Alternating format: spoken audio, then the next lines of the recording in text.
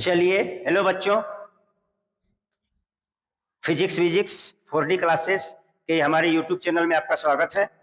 ठीक है, आज हम लोग स्थिर वैद्युतिकी यानी इलेक्ट्रोस्टैटिक्स का लेक्चर नंबर 2 देखेंगे, जिसमें हम लोग किसकी बात करेंगे? आवेश की बात करेंगे, यानी चार्ज की बात करेंगे। ठीक है, आवेश की बात करेंगे और आवेश के बारे में पूरा अच्छा तरह से हम एकदम जानकारी ले लेंगे। हम इतना जानकारी बेसिक ले लेंगे कि इससे रिलेटेड कोई भी क्वेश्चन हमसे ना छूटे। ठीक है, तो यहाँ पे सारा मटेरियल हमने लिख के रखा हुआ है। ठीक है, उसको बाद में देखेंगे, पहले हम अपने आप को देखेंगे, हम फील करेंगे कि चार्ज होता क्या है।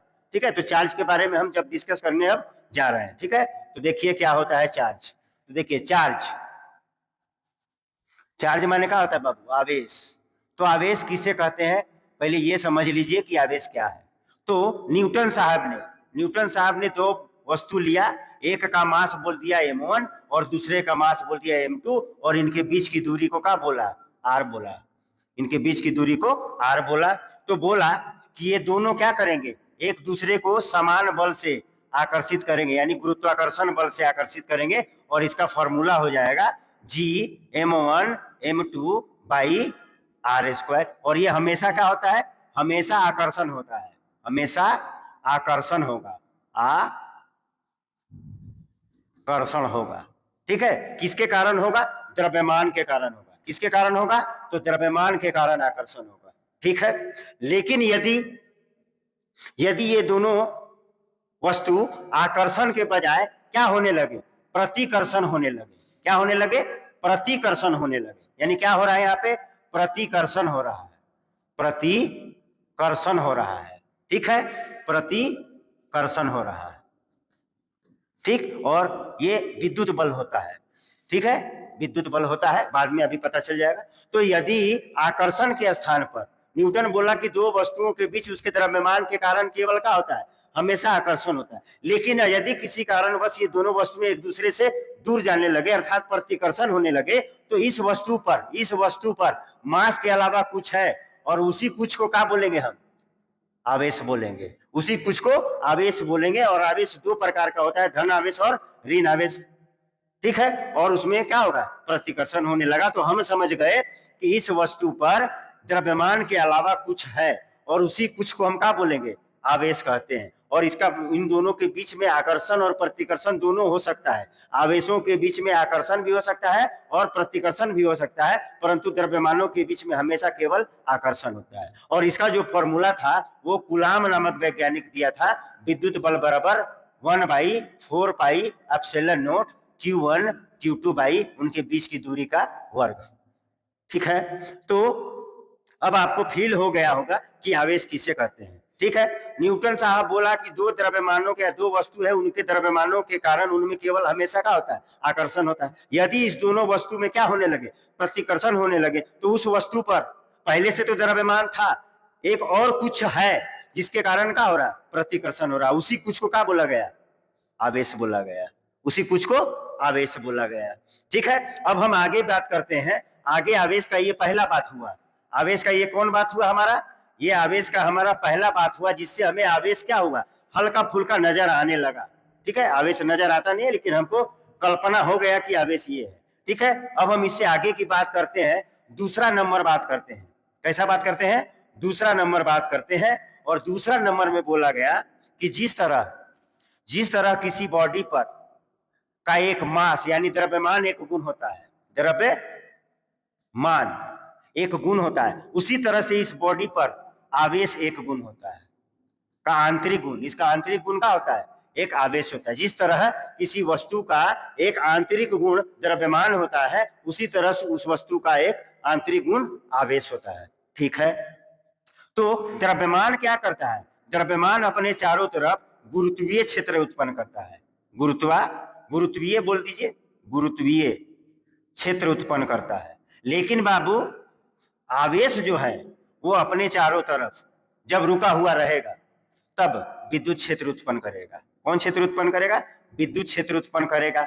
और जब गति में रहेगा तो चुंबकीय क्षेत्र उत्पन्न करेगा। और इसमें यदि कोई भी आवेश अगर हम रख दें तो इस पर क्या करेगा? प्रतिकर्षण का बल लगाएगा, यानी विद्युत बल लगाएगा। ठीक है, तो जिस तरह किसी वस्तु का एक आंतरिक गुण द्रव्यमान होता है, उसी तरह उस वस्तु का एक और आंतरिक गुण आवेश होता है, ठीक है, जो अपने चारों तरफ विद्युत क्षेत्र और चुंबकीय क्षेत्र उत्पन्न करता है। और उस विद्युत क्षेत्र या चुंबकीय क्षेत्र में यदि कोई आवेश रखा हुआ होता है या गति करता है, अगर रखा हुआ रहेगा तो उस पर विद्युत बल लगेगा और गति में रहेगा तो उस पर चुंबकीय बल लगेगा।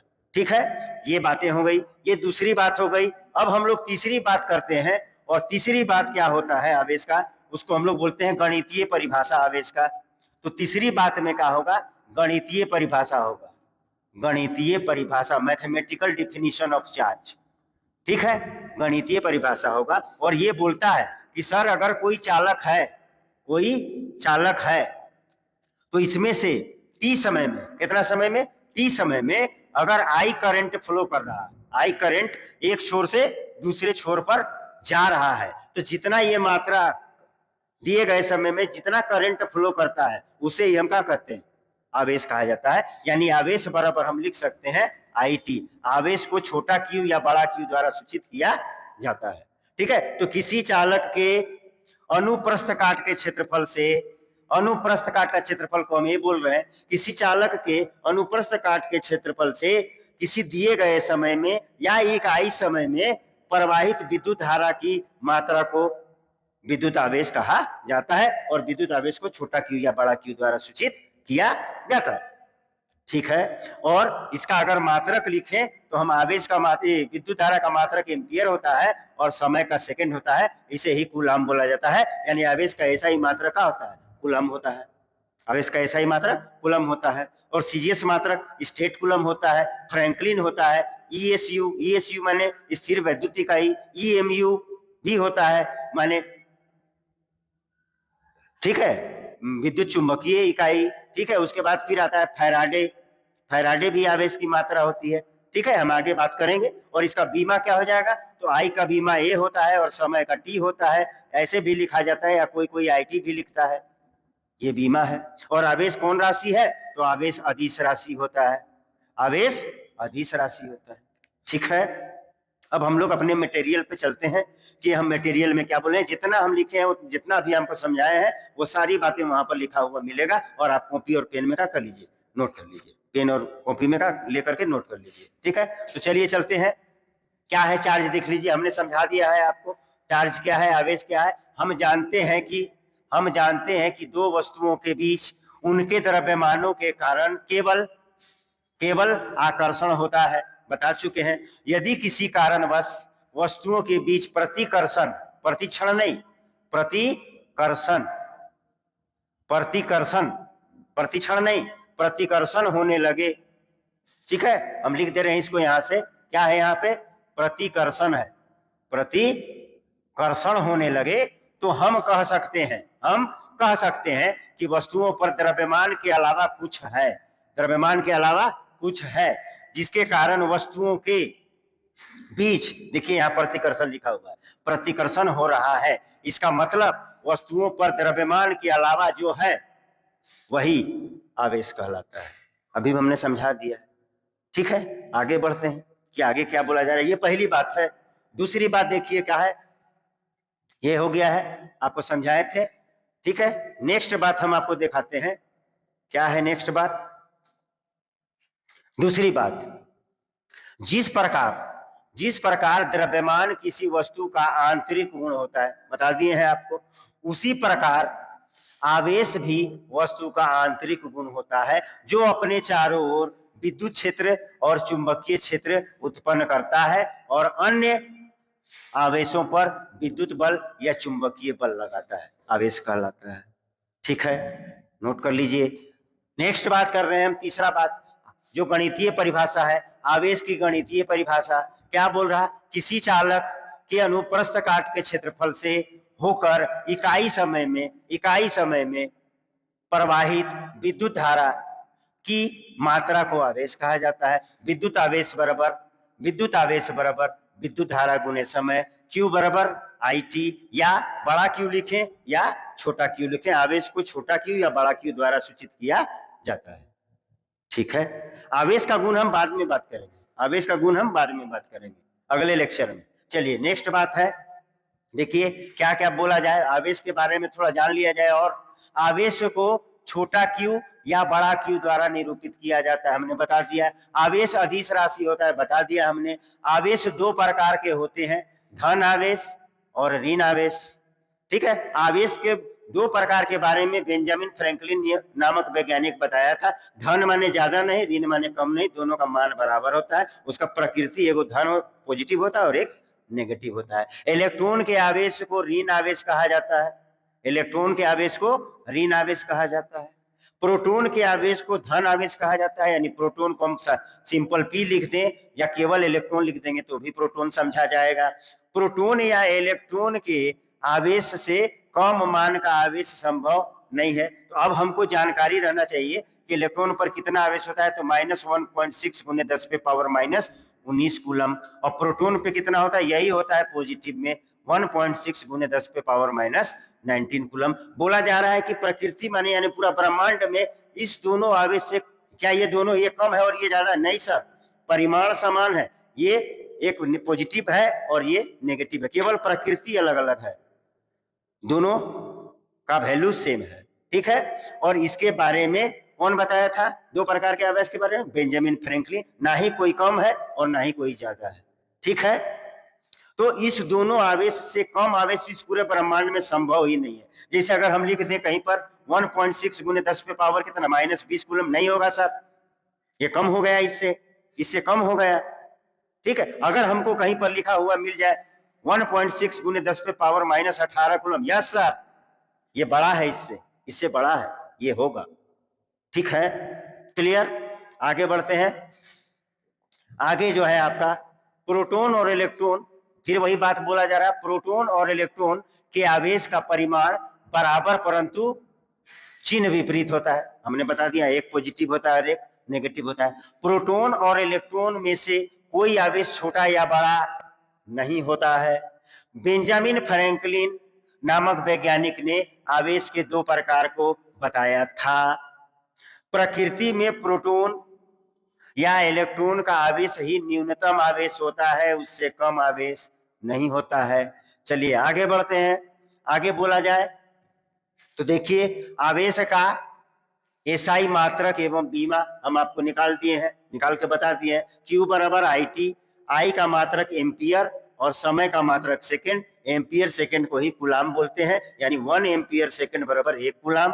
और इसका बीमा का हो जाएगा I का A और टाइम का T, या इसी को कोई A को I लिखता है, IT। और यहाँ देख लीजिए, आवेश का एसआई मात्रक कूलम और एम्पियर सेकंड होता है। ठीक है, एकदम बेसिक है, इससे बाहर कहीं नहीं पूछता है। बेसिक क्लियर रहेगा आपका, जी नीट 12th सब क्लियर हो जाएगा। अब देखिए, आवेश का सीजीएस मात्रक हमको बताना है। तो आवेश का सीजीएस मात्रक क्या क्या हो सकता है? फ्रैंकलिन, जिसको FR लिखते हैं, या state coulomb, STATC state coulomb, या ESU माने इलेक्ट्रोस्टैटिक यूनिट यानी स्थिर वैद्युत इकाई, सब बातें हमने कर चुका है। या EMU इलेक्ट्रोमैग्नेटिक यूनिट या वैद्युत चुंबकीय इकाई। ठीक है, आगे बढ़ते हैं। आगे क्या और बातें आपको जानने की आवश्यकता है? आवेश के एसआई मात्रक और सीजीएस मात्रक के बीच संबंध। तो एक कूलम बराबर, एक कूलम का एसआई मात्रक और ये क्या है? सीजीएस मात्रक। तो एक कूलम बराबर होता है बाबू 3 गुने 10 पे पावर 9। क्या बोलना है? जो बोलना है बोल दीजिए, ESU बोल दीजिए, या फ्रैंकलिन बोल दीजिए, या स्टेट कूलम बोल दीजिए, तीनों सेम चीज है, तीनों सीजीएस मात्रक। ये सीजीएस है और एसआई। एक कूलम बराबर 3 गुने 10 पे पावर 9, स्टेट कूलम बोल दीजिए, या फ्रैंकलिन बोल दीजिए, या ESU बोल दीजिए। ठीक है, यानी अगर हमको एक ESU लेंगे तो ये यही रहेगा, और ये 3 गुने 10 पे पावर 9 नीचे जाएगा, तो 3 नीचे ही रहने दिए, 10 पे पावर 9 को ऊपर ले जाके -9 कूलम कर दिए। यानी 1 ESU या 1 फ्रैंकलिन बराबर होता है 1/3 गुने 10 पे पावर -9 कूलम। क्लियर? अब एक ESU, एक कूलम बराबर कितना ESU? इतना। एक कूलम बराबर 3 गुने 10 पे पावर 9 ESU यहाँ है, और इसी को बोलते हैं 1/10 EMU, 1/10 EMU विद्युत चुंबकीय इकाई। ठीक है, ठीक है। अब आवेश का व्यापारिक और रासायनिक मात्रक, यानी व्यावहारिक व्यापार में कैसे इसको मापते हैं, या रासायनिक मात्रक। तो एक कूलम बराबर होता है बाबू 96,500 फैराडे। ये आवेश की सबसे बड़ी मात्रक है, आवेश की सबसे बड़ी मात्रक है। और कौन छोटी मात्रक था? तो छोटा मात्रक देखिए सबसे ये है, ये छोटा मात्रक है, सबसे छोटा मात्रक, सबसे छोटा मात्रक किसका? आवेश का। और सबसे बड़ा मात्रक अभी हम लोग देख लिए, ये कौन है? सबसे बड़ा मात्रक है, सबसे बड़ा मात्रक, सबसे बड़ा मात्रक किसका? हम आवेश का बात कर रहे हैं पूरा, तो आवेश का। ठीक है, तो यहां पर हमने लिख भी दिया है, आवेश की सबसे छोटी इकाई फ्रैंकलिन तथा सबसे बड़ी इकाई फैराडे होता है। ये बोर्ड में भी पूछता है, कंपटीशन में भी पूछेगा। ठीक है, तो हो गया।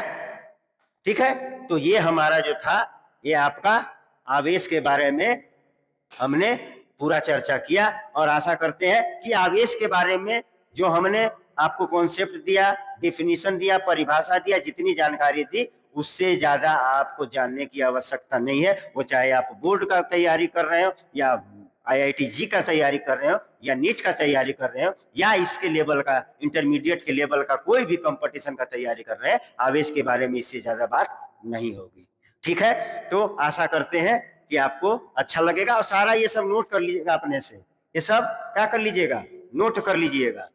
ठीक है, ये सब आप नोट कर लीजिएगा। ठीक है, ये सब पहले का है। ठीक है, ये सब आप नोट कर लीजिएगा। सारा कॉन्सेप्ट हमने लिख करके दे दिया है, आप उसको नोट करके बार बार रिवाइज करिएगा। ठीक है, टॉपर और जनरल स्टूडेंट में यही अंतर होता है कि टॉपर लोग क्या करते हैं? बार बार रिवीजन करते हैं, और जनरल स्टूडेंट जो है, जो जिनका कैपेसिटी कम होता है, जो अच्छे पढ़ने में नहीं होते हैं, वो बार बार रिवीजन नहीं करते हैं। वो सोचते हैं कि हमने एक बार पढ़ लिया तो मैं क्या हो गया, माने महान, माने उसका ज्ञाता हो गया हमने। ना, वैसा नहीं होता है। बार बार रिवाइज कीजिए और आपका कॉन्सेप्ट क्लियर होता जाएगा। तो ये चार्ज के बारे में बहुत अच्छी तरह से हमने आपको समझाया, और आप इसको लाइक कीजिए हमारे चैनल को, और हमारे चैनल को सब्सक्राइब कीजिए, और ज्यादा से ज्यादा मात्रा में शेयर करने का कोशिश कीजिए। ठीक है, ताकि बहुत लोगों को जानकारी मिले हमारे बारे में। ठीक है, पढ़िए। पढ़ने के अलावा आपके पास कोई दूसरा साधन नहीं है आगे बढ़ने के लिए, तो हमेशा पढ़ते रहिए, रिवीजन करते रहिए। धन्यवाद।